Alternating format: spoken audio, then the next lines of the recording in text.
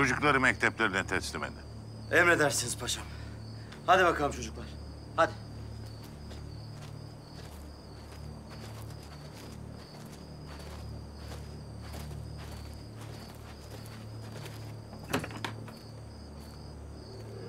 Mahmut Paşa ne oldu? Mahmut Paşa. Kendine gel Mahmut Paşa, ne oldu?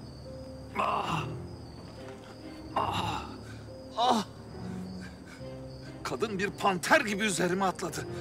Silahıma dahi davranamadım. Ardı ardına darbeler vurdu. Bayılmışım. Şimdi vaziyetiniz nedir? Şimdi de ayılmışım. Asıl çocukların vaziyetine paşam. Çocukları kurtarabildik mi? İnşallah mekteplerine vasıl olacaklar. Çok şükür, çok şükür. Çok acıyor paşam.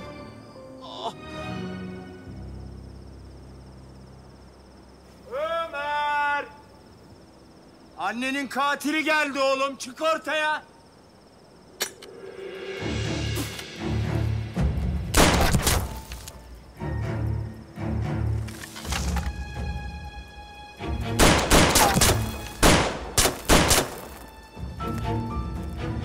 Sen nasıl bir insansın lan?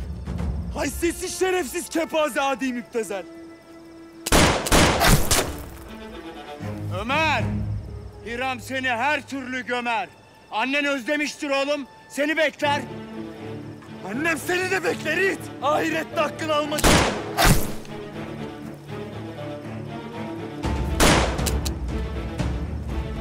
Yaşayacak nefesim varmış.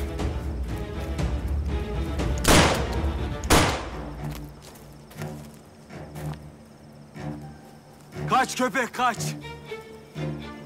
Kaçtığın yollar eceline çıkacak.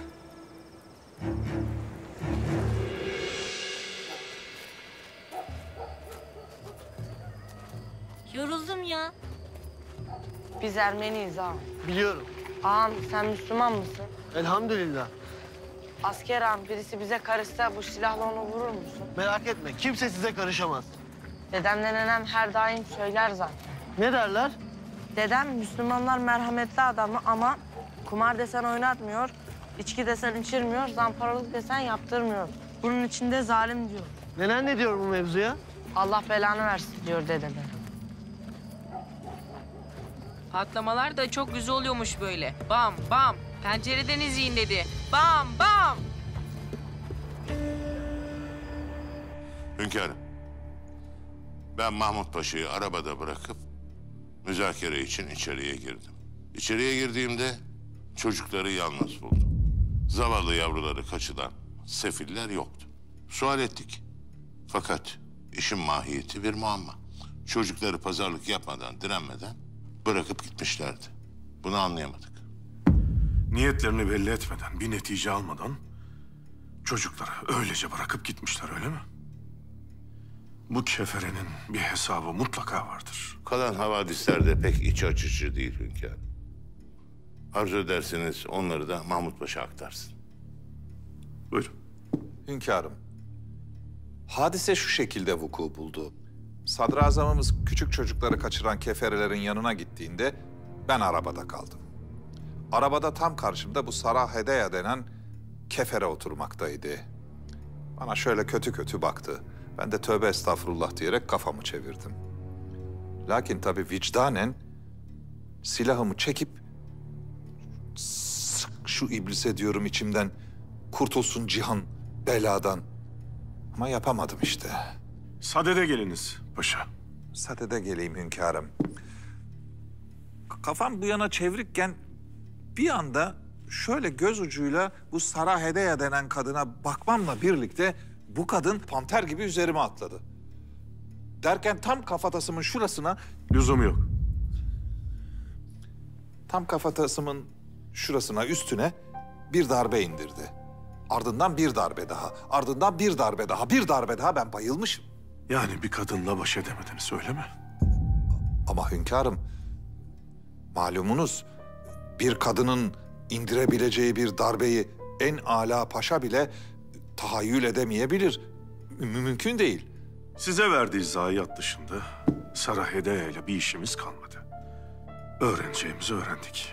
Hünkârım, biz bu Sara Hedeya denen iblisten ne öğrendik?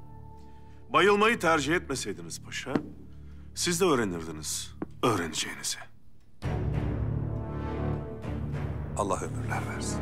Allah ömürler versin.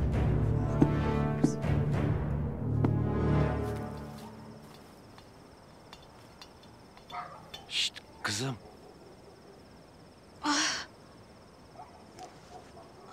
Neredeyim ben? Sakin ol kızım. Burada baygın yatıyordun. İyi misin? Abimin cenazesini almaya geldim. Ama onu aldılar. Neyi aldılar? Cenazeyi mi? Evet. Evet, cenazeyi. İyi misin kızım? Kim ne yapsın cenazeyi? Harp isteyenler abimi bayrak ettiler. Onu bulmalıyım.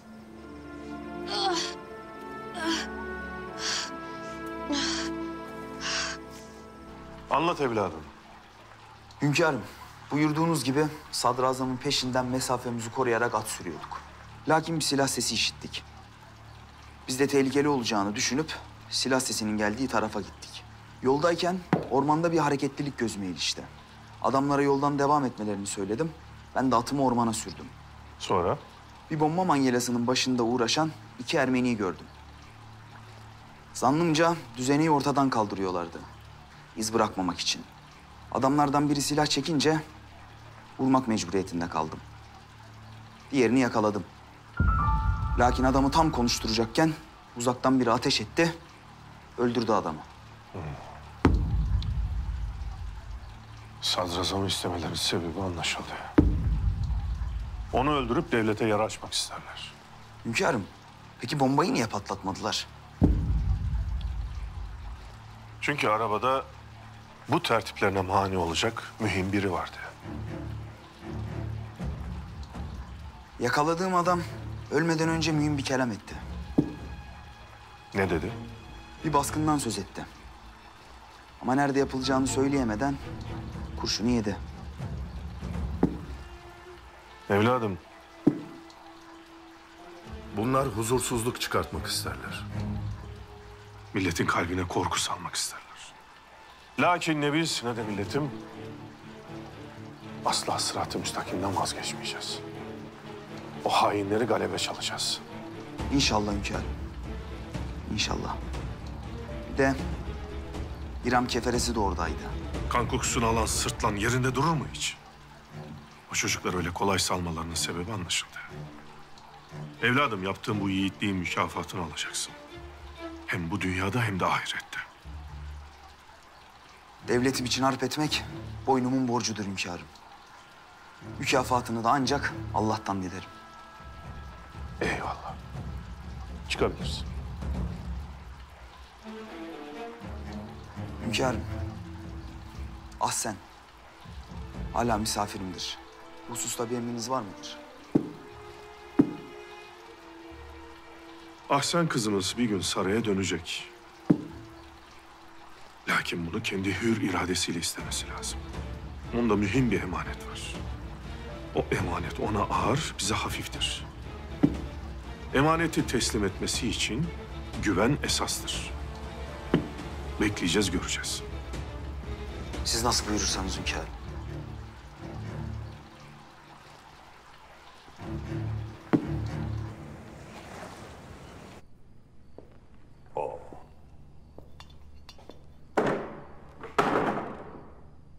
Ayasofya işi battı paşam. Al bu senin olsun. Gariban bir Müslümana verirsin, oynar. Hayzaharov, Müslümanların elinde gerçek Ayasofya var. Sahtesini ne yapsınlar? Sadrazamı da öldüremedik. Acaba onun yerine senin gibi kudretli bir paşasını vursak aynı neticeyi elde edebilir miyiz? Ha? Senin ölümünden iyi hengame ve şamata çıkar gibi geliyor paşam. Ha? Abdülhamit Han'la harp sahasına inen herkes önce kendi beynini yiyor. Daha sonra da millete beynini yediriyor. O yüzden Bay Zaharov, lütfen biraz sükunet. Lütfen. Ben girdiğim hiçbir savaşı kaybetmedim. Kaybedemem Savaş. Paşam. Lakin vaziyetiniz ortada. Hiçbir şey bitmedi. Daha Osmanlı Bankası'na baskın yapacağız. Evvela şu Ayasofya'ya gönderdiğiniz Safterun Rumların işini halletmelisiniz bence.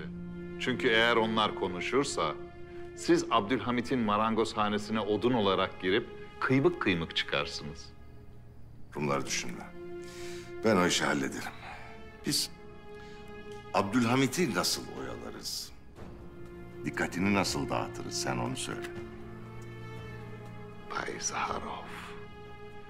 Ben zaten Abdülhamit'in kulağına vesvese ile Gazi Osman Paşa'yı fısıldadım. Abdülhamit şu anda sömürge müsteşarı Herbert'ın İngiltere adına tayin ettiği valinin Gazi Osman Paşa olduğunu düşünmekte. İçine düşen bu kurt aslanın keyfini kaçırır da pençesini kırmaya yeter mi? Ha?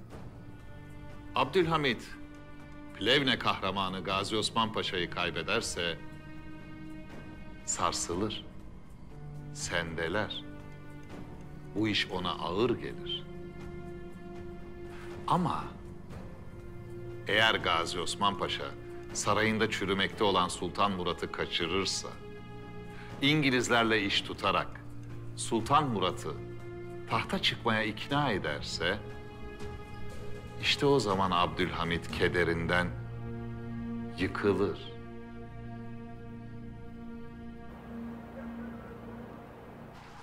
Hünkârım, askerimizin tünelde yakaladığı Rumları karakola götürüp teslim ettim. Yarın da sorguya gideceğim. Âlâ. Hünkârım, bunlar fitne çıkarmak için mi Ayasofya'ya haç dikmek isterler? Doğrudur paşa. Müslümanlar, Rumlar, Ermeniler sokaklara dökülsün. Birbirini kırsın. Milletimiz parça parça olsun. Her parçadan bir devlet kurulsun isterler. Allah muhafaza. Amaçları sadrazamı müzakereye çağırmak değil, canını almak. Ne suretle yapacaklarmış bunu hünkârım? Sadrazamın geçeceği güzergaha bir bomba düzeni yerleştirmişler. Araba geçerken patlayacaktı. Hamdolsun muvaffak olamadılar. Allah korusun. Ömer evladımız mühim bir havadis getirdi. Ermeni çetecilerden birinin ağzından kıymetli bir kelamı söküp almış. Baskın. Hünkârım, affınıza sığınırım lakin anlamıyorum. Bu çeteler baskın yapacak kudreti nereden bulurlar?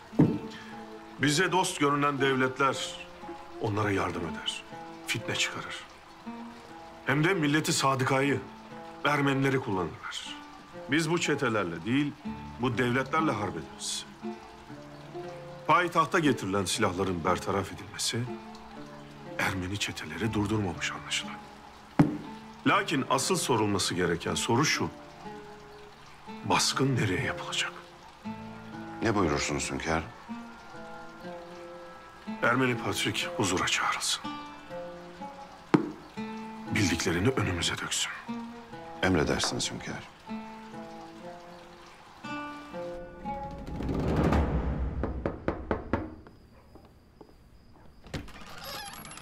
Hoş geldin Ömer.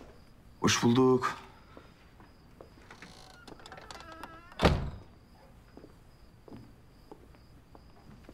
Allah Allah.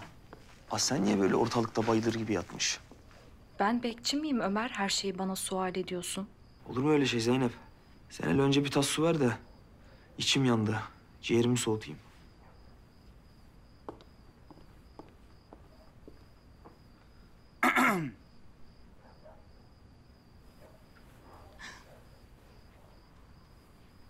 Hayrola sen? Bir tuhaf görünüyorsun. Neyin var, hasta mısın? Yok, değilim. Abimin mezarını aramaya gittim de yeni geldim. Ya vallahi aşkına. Ben evden çıkma demedim mi? Benim abim sahipsiz değil. Mezarının başında bir dua edecektim ama benden önce bulmuşlar. Kim bulmuş? Şunu bir iç de anlat. Kargaşa çıkarmak isteyenler. Gittiğimde tabutu sırtlamış götürüyorlardı. Sami'nin ölümü üzerinden sokağa dökülecekler. Hepsi hünkârımızın yaptırdığını söyleyecek bu işe. Aslında abim bana her şeyi yazdırdı Ömer. Bu onun defteri, imzası da var. Pişman olduğunu, sultanımıza haksızlık ettiğini, her şeyi. Aslen, hünkârımıza gidip bütün bunları anlatmalısın. Ne diyeceğim Ömer? Şimdi gidemem. Daha düne kadar sultanı öldürmek istiyordum. Henüz onunla yüzleşmeye hazır değilim. Sen gitsen, durumu sultana anlatsan ama defter bende kalsa. Abimden tek hatıra. Tamam. Bu arada kusura bakmayın. Size de yük oluyorum burada böyle sığıntı gibi. Ama gidecek başka hiçbir yerim yok. Olur mu öyle şey Aslen? Sen buradasın diye herkes çok mutlu. Hele Zeynep. En mutlusu. Değil mi Zeynep? Mutluyum desene. Tabii. Hadi ben gidiyorum. Siz de dikkat edin.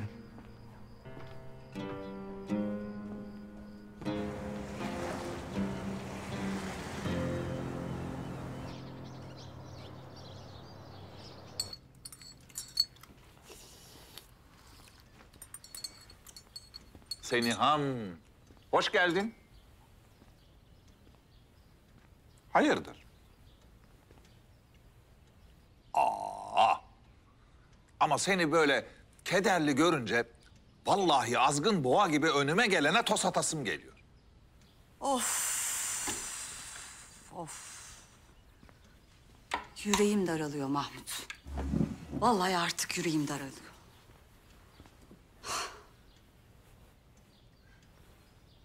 Sana böyle eziyet veren sıkıntının adını söyle. Yemin ederim İngiliz menşeili bile olsa harbi ilan edeceğim. Yeğenim Hatice. Osman Paşa'nın mahdumu Kemalettin'i seviyor. Ne güzel işte. Hatice kız, Gazi Osman Paşa'nın oğlu Kemalettin Paşa'yı paşa paşa seviyor. Ne âlâ. Öyle de Bidar kadın bu aşka geçit verecek gibi değil. Hem zavallı Hatice'm de vazgeçmiş sevdasından. Canım, Bidar kadın sultana neymiş? Sanırım Kemalettin'i kızı Naime için düşünür. Bidar kadın efendi feraset sahibi. Hissiyatı güçlü bir kadın. Birinin Gazi Osman Paşa gibi dünürü, Kemalettin Paşa gibi aslan damadı olursa önünde kimse duramaz. Düşündüm de Seniham, Bidar kadın efendi muradına erişememeli. Çok haklısın Mahmut. Çok haklısın da nasıl? Nasıl? Hatice kız Kemalettin Paşa ile mürüvvetine ererse gör bak, bu iş en çok Sultan Murad'a yarar. Anlamadım Mahmut. Nasıl yarayacak? Gazi Osman Paşa kudret sahibi bir baba. Abdülhamit onu kıramayacaktır. Hatice kız Kemalettin Paşa'nın zevcesi olduğunda dilediğince babasını görebilecektir. Ha, doğru söylersin. Hem belki böylece abimin sıhhatini de arada bir tetkik ettirmiş oluruz. Tabii, tabii. Seniham, sen Hatice kıza de ki eğer Kemalettin Paşa ile izdivaç ederse dilediğin zaman, dilediğince babanı görebilirsin. Gör bak, Hatice kız sevdası için nasıl harbe tutuşacaktır. Hay aklında bin yaşa Mahmut.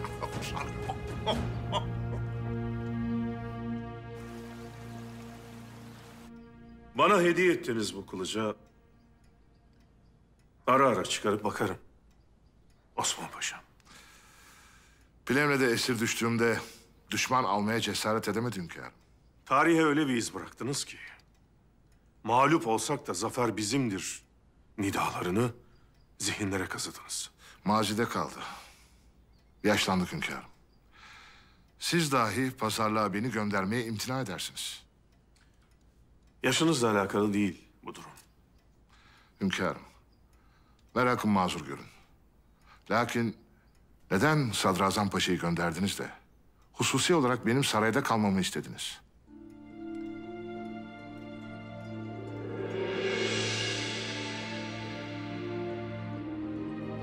Osman Paşa. Yoksa misafirimiz olmaktan memnun değil misiniz? Estağfurullah. Siz emredin, eşiğinizde yatalım. Lakin merak ederim bir kusur mu işledik diye. Hatırlar mısınız paşa?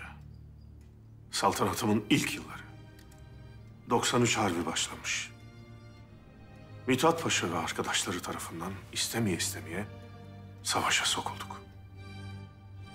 O vakit siz Plevne'de kalmayıp Eflak ve Boğdan'da Rus askerlerini karşılamayı teklif etmiştiniz. Elbette. Lakin devrin seraskeri tarafından kabul görmedi.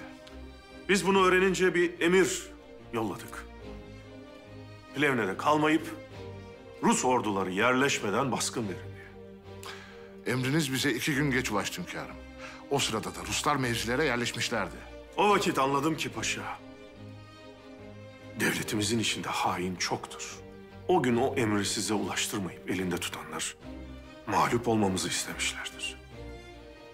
Hünkârım, tarih keşkelerle yazılmaz. Lakin keşke emriniz vasıl olsaydı da hücuma geçebilseydik. İşte ben o vakit anladım. Keşke dememek için şimdi ve bu vakit diyeceğimi. Şimdi paşa,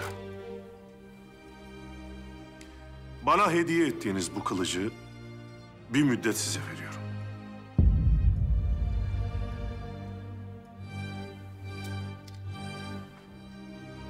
Bu kılıca bakıp eski günlerinizi, sadakatle devletinize bağlı olduğunuz günleri, şehadete koşan askerlerinizi yad ediniz.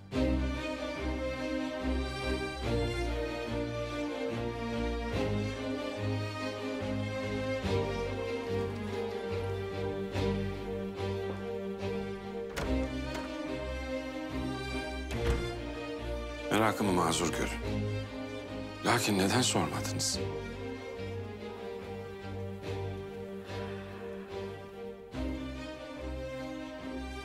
Nasıl soralım paşa? Ne diyelim? Koskoca Plevne kahramanı Gazi Osman Paşa. Devletine ihanet mi ettin diyelim? Nasıl şüphe edelim? Osman Paşa'nın ihaneti çok ağır olur paşa. Çok ağır olur. Paşam, Amir, nedir vaziyet? hepsi nezarethanede bekletiliyor. Var mı dikkatinizi celbeden bir husus? Çoğu kendi aralarında hünkârımıza haksızlık yaptık diye konuşup duruyor. Sanırım soracağınız her suale zorluk çıkarmadan cevap vereceklerdir. Âlâ. O zaman gidelim de sual edelim amir.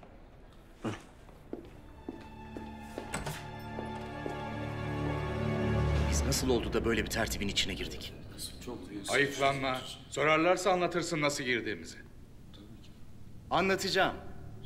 Bir bir anlatacağım her şeyi. Doğru söylersin. Her şeyi anlatalım. Hepsini tek tek sorgulamak daha doğru olacak. Bir oda hazırlansın. Siz nasıl isterseniz paşam. Sorgudan sonra azat edilecekler. Paşam, saldıklarımıza nasıl güveneceğiz? Tekrardan yeni bir tertip içine girebilirler. Amir, bu adamlar kandırılmış. Asıl suçlu bu adamların kulağına fısıldayan dilin sahibi. Bana bak. Patronun bizim başımızı yaktı. Biz de onun başını yakacağız. Ne var ne yok anlatacağız.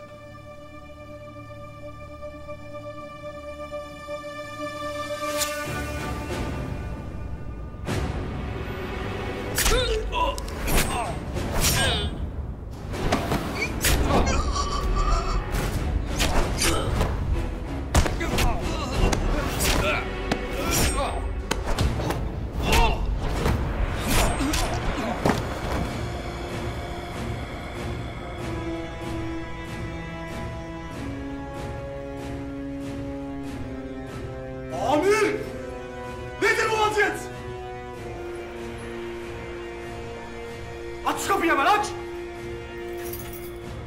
Sen!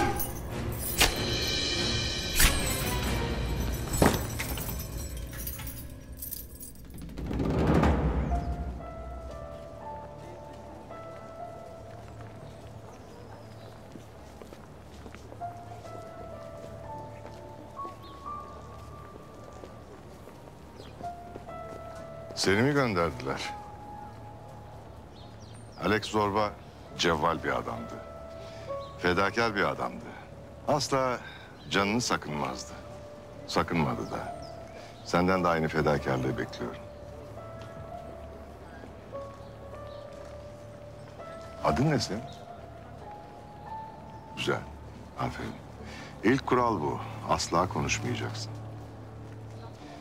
Gerisini yaşadıkça Zarof Mektebi'nden öğreneceksin.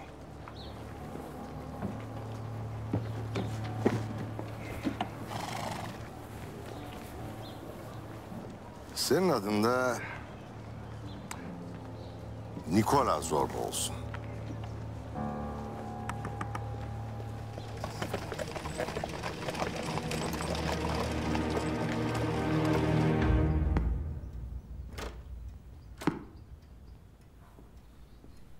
Hünkârım, Ömer evladımız geldi. Size havadisleri varmış. Buyursun.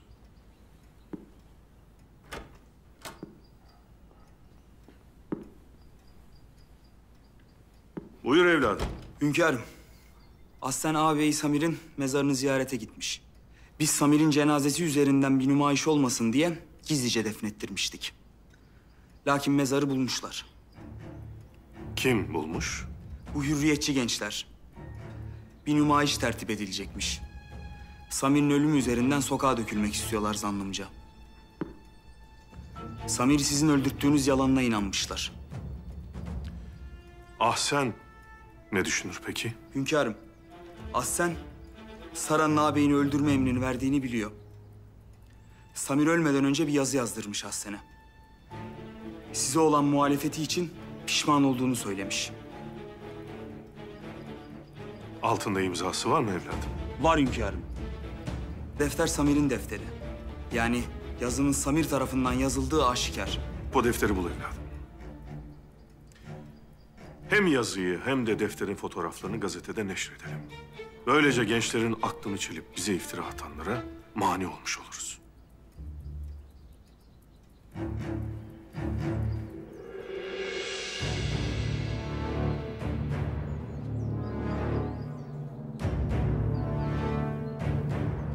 Esselamu aleyküm Mehmet Paşam. Aleykümselam paşa.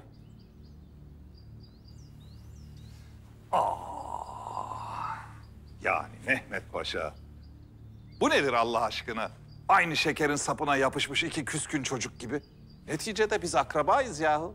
Dinimiz de bir. Ya bu ne surat böyle? Ben onca hadiseden sonra eğilmeyen başın, kızarmayan yüzün sahibi kardeşim olsa çekinirim paşa. Rica ederim yolunuza gidin. Mehmet Paşam. Mehmet Paşam. Bakınız. En adi hadisenin bile görünmeyen bir tarafı vardır. Şimdi burası saray. Burada gün içinde dönen dolabın haddi hesabı yok. Ve ben bütün gün bu oyunları boşa çıkartmak için göbeğimi çatlatırım. Ne için göbeğimi çatlatırım? Sultanımız için. Ailem için. Sizin için Mehmet Paşam, sizin için. Varsayalım. Şu anda sarayın içine eli silahlı kefereler, anarşistler daldı. Ne yaparız? Ne yapacağız paşa? Canımızı ortaya koyacağız, sultana siper duracağız. İşte Mehmet Paşam. Canını ortaya koyacak 3 ya da 5 kişi vardır.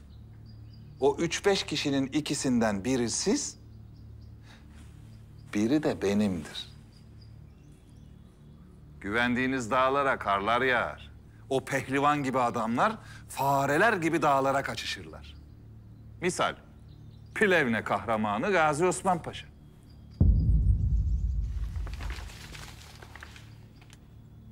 Ne olmuş Osman Paşa'ya?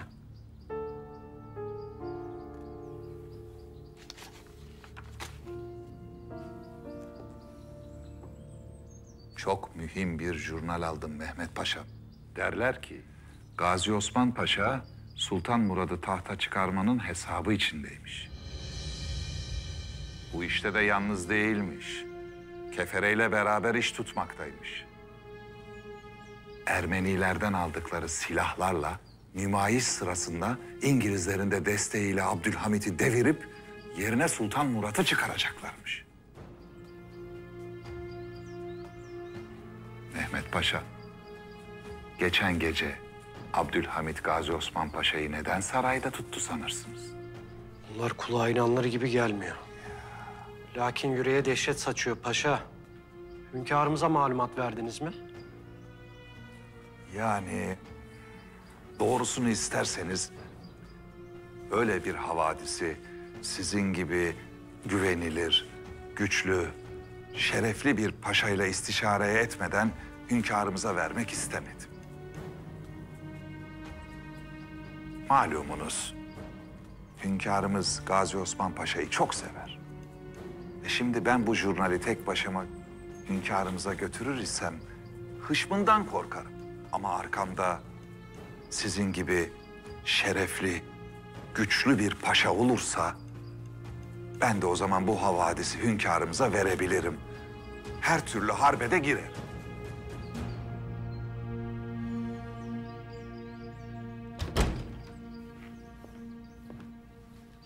Hatice? Halacığım kalkma kalkma. İşitmedim geldiğinizi. Neyin var Hatice'm? Ne oldu? Niye böyle üzgünsün? Aklımla kalbim. Kazananı belli olmayan bir harbin içinde. Ben nasıl mesut olayım hala? Ah benim güzel kızım. Niçin böyle kendini harap ediyorsun? Bak eğer böyle devam edersen sadece kendini değil, beni, Kemalettin'i, seni seven herkesi üzeceksin. Ya ne yapayım hala? Bu aşkın hükmü artık benim ellerimde bile değil. Kızım, neden henüz açmadan o sevda çiçeğini koparıyorsun aşk toprağından? Vazgeçme Hatice'm, mücadele et sevdan için. Artık gayrete lüzum yok. Umut tükendi hala. Ne demek tükendi? Kemalettin'le Naime'nin arasına sevda tohumu ektim. Nasıl? Kemalettin'in bana gönderdiği mektubu Naime'ye verdim. Naime mektubu kendisine yazılmış gibi aşkla okuyacak. Niye böyle bir şey yaptın kızım? Halam. Naime Kemalettin'i seviyor madem.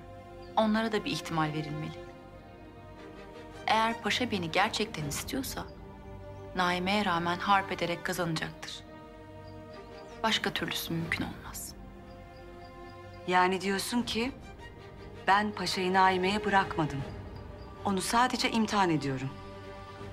Eğer beni hakikaten seviyorsa Naime'ye rağmen gelir. Doğru mu anladım? Bir hakkın halacığım.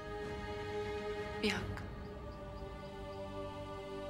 Ah kızım, öyle dersin de eğer o mektup Naime'nin eline geçtiyse her şey bitmiştir maalesef.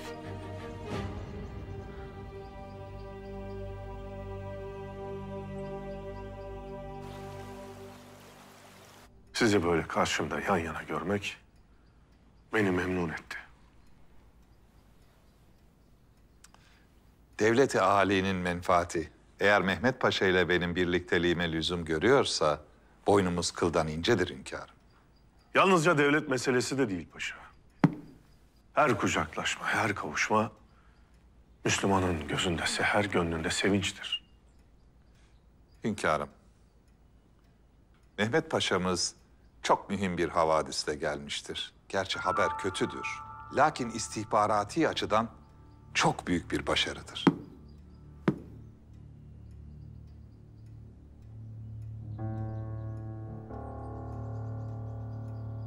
Mehmet Paşa'mız bu mühim havadisi size vermek istememektedir. Çünkü bu havadisin hassas yüreğinize dokunacağından endişe etmektedir. Devletteki kıl kadar zafiyetin sonu hüsran olur. Tereddüt etmeyin paşa. Buyurun anlatın. Hünkârım, Ermeniler ve İngilizlerin iş tuttuğunu işittik. Aman Mehmet Paşa, keferenin kedi köpeği bile halay çekip iş tutmaktadır. Siz hünkârımıza o önemli havadisi verseniz. Osman Paşa bunlarla tertip içinde diye malumat var.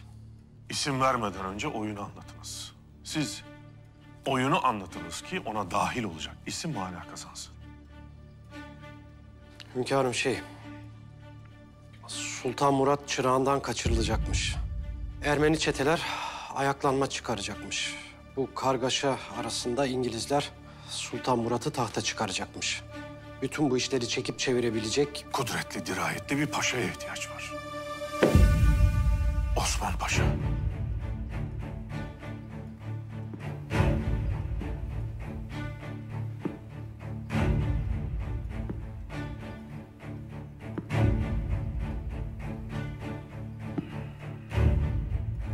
Hünkârım, sizi üzmek istemezdim. Düşman dediğine yenilmek olur. Yenilirsin. Ölürsün, esir düşersin. Mücadeleden geri durmuyorsak korkum yok. Lakin Müslümanın Müslümana ihaneti asıl yenilgidir. Hünkârım, içimizdeki hainleri bulmak ve temizlemek için emirlerinize amadeyiz. Gazi Osman Paşa'nın kefere ile bağlantı kurduğu karargah ev tespit olunmak üzere. Müsaade buyurursanız bu mühim vakada ben de Mehmet Paşa'ma destek vermek isterim.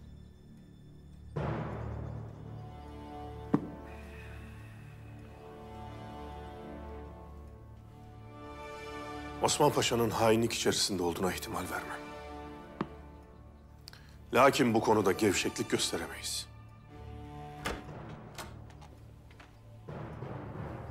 Hünkârım, şimdi bize ulaşan mühim bir malumata göre İngiliz gemileri kara sularımıza doğru kaidelere uymayan bir hareketlilik içindeymiş. Osman Paşa ile alakalı bildiklerinizin peşine düşebilirsiniz. Patrik huzura çağrıldı mı? Çağrıldı hünkârım. Bakalım aynı zamanda Ermeni ve İngiliz manevralarının sebebi neymiş? Allah ömürler versin. Allah ömürler. Benim yüreğim de sizin aşkınızın telaşında. İstikbali ancak sizde görüyorum sultan kızı.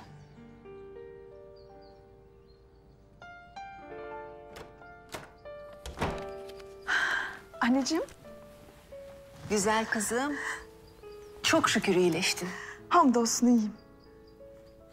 Babanla ben çok endişelendik hastalandığın için. Merak etmeyin validem. Hiçbir şeyim kalmadı. Şifamı buldum ben. Hayırdır?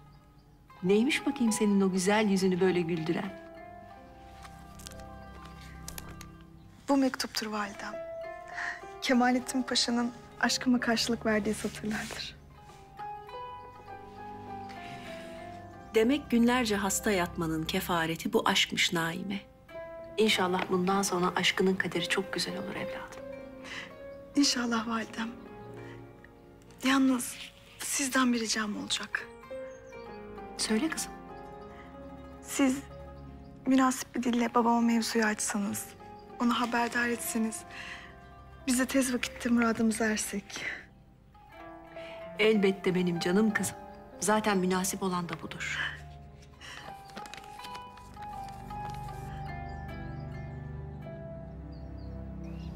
Çiçekleri sever misiniz Patrik Efendi? Pek alakadar olmam. Ben çok severim. Mesela şu. Öksot. Ağaçların üzerinde biterler. Kalbe faydalıdır. Meyvesini ezip burnunuza çektiğinizde burun kanamalarını önler. Mesela bunlar. Kedi otu. Uykusuzluğa birebir. Başka bitkilerle karıştırdığınızda yine uyursunuz, lakin uyanamazsınız. Hünkârım, beni bahçenizi gezdirmek için mi çağırdınız? bu bahçede her derdin çaresi vardır demek için çağırdık. Her derdin çaresi vardır, lakin şerefsizliğin yoktur. Adiliğin, kansızlığın, ihanetin şifası ölümdür demek için çağırdık. Hünkârım. Bu güzel bahçede gezmek varken ihanet bataklığında debelenmeniz nedendir? Bir yanlış anlaşılma oldu sanırım. Ermeni kilisesi ve cemaati her zaman size sadık. Bu harita Dedem Fatih'in size emanetidir. Ayasofya'ya çıkan Rumlarda işi ne? Bir hırsızlık vakası oldu herhalde. İnanın bizim de haberimiz yoktu. Devletin verdiği emaneti koruyamayan kellesini de koruyamaz.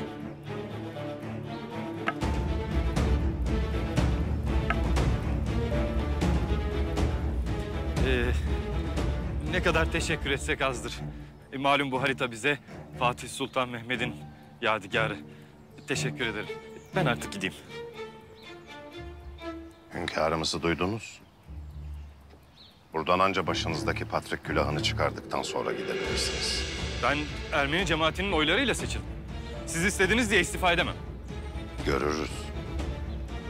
Buyurun. Buyurun.